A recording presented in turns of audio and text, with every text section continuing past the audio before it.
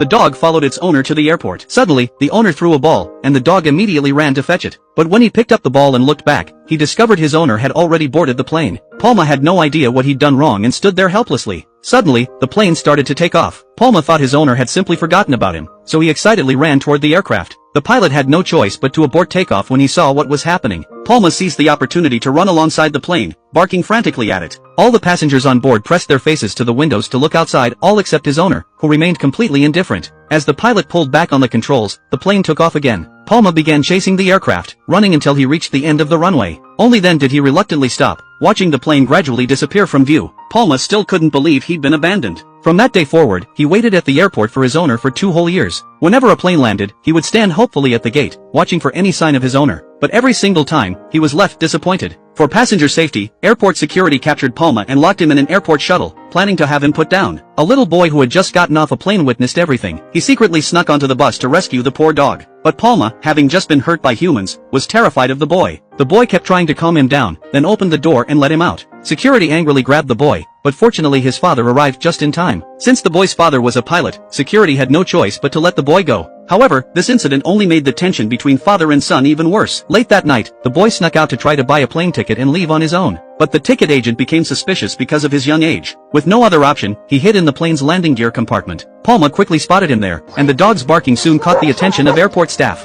The boy had no choice but to jump down and hide with Palma. The next morning, the boy learned Palma's story from a maintenance worker. It turned out that Palma's owner had been stopped by airport security for forgetting to bring the dog's vaccination papers. Rather than delay his trip, he ultimately chose to abandon Palma. Poor Palma had been left stranded at the airport ever since. After hearing this, the boy felt deeply sorry for Palma. Since his mother's death, he'd been forced to live with his father. He felt like he too was someone who'd been abandoned. He made up his mind to help Palma find his owner.